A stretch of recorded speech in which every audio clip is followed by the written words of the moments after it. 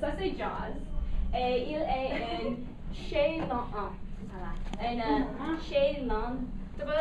serpentine, je pense que c'est le nom français. Et tu peux voir comme cette tortue est différente que la prochaine parce qu'il regarde un petit peu comme un dinosaure. Il est très ancien regardant et tu peux voir au bas de son écasse que c'est très pointé. Et tu penses que ces animaux ici vont être très protégés. Il n'a pas besoin de personne d'autre, oui? Mais il a un très grand écasse sur son dos, mais dans sa ventre, c'est très très petite. Il ne peut pas mettre tous ses pieds dans son écasse. Alors, pour protéger, il mordre, il snap. Et ça, c'est comment il a reçu son nom. Et il a besoin de faire cela quand il est sur la terre parce qu'il a besoin de protéger. Parce que s'il ne pouvait pas faire cela, s'il y avait un raton laveur qui peut flipper, c'est le dîner sur une plate. Alors, ça c'est pourquoi beaucoup de personnes ont peur de cette tortue, parce qu'il mord, il snap. Mais, quand ces animaux sont dans l'eau, tu n'as pas besoin de faire peur, parce qu'ils ne mordent pas dans l'eau. Dans l'eau, il n'a pas de prédateurs pour se troubler, et il juste mange des choses qui sont déjà mortes. Alors, il ne va pas essayer de manger tes doigts ou ton pied. Et vraiment, tu peux actuellement, par accident, step sur un snapper turtle avant qu'il va actuellement mordre toi. Alors, tu n'as pas besoin de faire peur. Et c'est plus bon pour les écosystèmes parce qu'il est les garbage cleaners des rivières et lacs. Ils vont manger toutes les choses qui sont déjà mortes et garder l'écosystème healthy. Mais, comme Amanda a dit, ces animaux, parce qu'ils montent, tu ne veux pas juste les pick up et marcher sur l'autre côté de l'eau, mais il a besoin d'avoir l'aide parce que ces tortues ici aussi meurent sur les roues. Alors, qu'est-ce que tu fais avec ces animaux? Et deux options. Tu peux premièrement trouver le bois sur le côté de l'eau et tu peux le mettre in front de son visage et wave, et puis il va mordre et tu peux juste tirer à l'autre côté. Ou si tu as une pelle de nuage, tu peux juste scoop, enlever et marcher à l'autre côté. Alors ça c'est les deux façons les plus sauf pour toi. Aussi, il ne faut jamais que... Oui, merci. Quelque chose que tu vois beaucoup dans les films par le temps est que les personnes vont grimper sur son je m'excuse. Merci. Sur son queue et pour lever et marcher. Mais ça c'est très dangereux pour la tortue parce que le cœur est attaché à son spine. Alors si tu casses le cœur, tu breaks le spine et peut-être il ne peut pas bouger après. Alors il est pratiquement mort. Oui? Alors, ces animaux ont besoin de votre aide aussi, juste comme les autres vraiment admirables tortues, comme le tortue mouchette. Oui, je m'excuse. Hey! So, this is our common snapping turtle. He got his name because, as we all know, snapping turtles like to snap at us, right? They're very scary when they're on land, have their mouth wide open. But it's actually a defense mechanism for these animals because, as you can see, their shell is really big and secure on top, but underneath it's very, very tiny, and they can't get all the way in. Their legs won't fit all the way. So, in a defense to try and protect themselves, they snap at you. And so that's very important because if this turtle were to get flipped upside down by another predator, it's just an easy meal on the plate, right?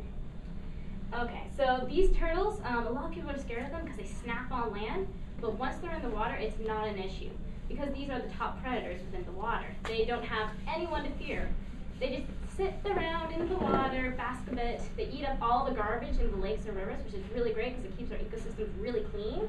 And so a lot of people are kind of scared to go in there, but I'd rather swim in a river or a lake that has snapping turtles because I know it's clean. And so when you see a snapping turtle and he's crossing the road, you still want to help him out like you would any other turtle. These turtles need our help too. They do die on the roads very frequently, and their populations are in huge decline. So instead of just picking it up like you would any other turtle, you might not want to do that because they will snap at you, right? So a good idea is to go and find a stick on the side of the road, grab it, wave it in front of his face, he'll snap right on usually, and then you can just drag him over to the other side of the ditch. Or if you have a snow shovel, you can just scoop him up and then lift him, and then he won't get all those scratches on his belly. As well, you never want to pick up a snapping turtle by his tail, because if you do that, their tail is connected to their spine. And so if you perchance, because he's going to be squirming because he doesn't want to be picked up, right? If you break your tail or spine, then the animal won't be able to move and he might die. So it's always better to try and drag him across or lift him with a snow shovel or a towel or any other method. But be careful of the front end. This is the dangerous zone. Yeah, these are they call it the common snapping turtle. They used to be common found everywhere, but again, as all turtles are currently in decline because of the roads and because, as Amanda said, they travel so far, same issue of snapping turtles, and they need our help too. All right. Yep. How big do they get? Oh, they can get fairly large, about like that big, if not more. I don't know how big Atlas And is. is the longevity the same? Is it about 100? Can you go up to 100? Think longer. Longer. Because, well, we haven't lived long enough to see yet. Yeah, the But turtles outlive the researchers. Some scientists believe snapping turtles could be 200 or even 300 years old. Wow. The really big ones. So you're starting to tag them just to find out that, how do you figure that out? You can't tell from, there's no way to see by their shell or anything, because sometimes if they eat more, they grow faster. So you can see a bigger one is younger than a smaller one depending on the food. No, it's true. But our boss tells a story of a snapping turtle that was found in Florida with, it was killed on the road, and it had a musket ball from the War of 1812 in its body. Wow. So that one was really old. Yeah. Yeah. Pretty fascinating animals. Yeah. I think they're pretty cute. So, you guys will get a chance to hold some of these snakes very soon, if you like. But first, we'll show you some of our teaching materials. Give us some of our cards as well. So, everyone, if you look on our three, if you take a look on our website, we've got teaching materials as well as the guides you see on the table there. We have guides for turtles, snakes, and other reptiles and amphibians, just to identify some of these animals and what to do when you see them. But we also have some curriculum activities from grades 1 to 12. I don't know if you guys are primary, junior level, but we have quite a few different curriculum activities here by grade.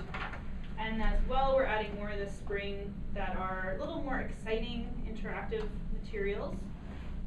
Let's switch to the next one. Hard to read. This is an example for grade 6, physical education and science together. So it's a turtle crossing game. We have the kids out in the gym, and you might have some pylons out in the middle like a road, and you'd have one student in the middle as the car. And then the game is for the other students on the end to be the turtles and to get across the road without being hit by the car. So of course you can introduce many roads to show the students how that changes when there's more roads, more turtles get hit by the car, and how the turtle population gets smaller and smaller. So we have a lot of other activities similar to that, similar ideas to things you've already played as a kid yourself, I'm sure, but a little more interactive. Our French materials are being added soon as well. We're still working on translating some of our materials, so right now they're all in English, unfortunately, but hopefully soon. We're hiring some bilingual staff this winter, or this summer, and we'll have some French ones up there as well. So they're a lot of fun. And we also have some teacher kits that we're going to be being able to send to classrooms that would have things like snake skins, turtle shells, turtle eggs, and other skins, and reading materials for your classes to use. So when you're doing these lessons with your students, you can actually show them some real snake skins. We have so many. And then they could then be mailed back to our center.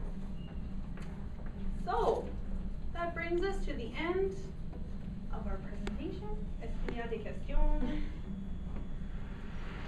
C'est bon,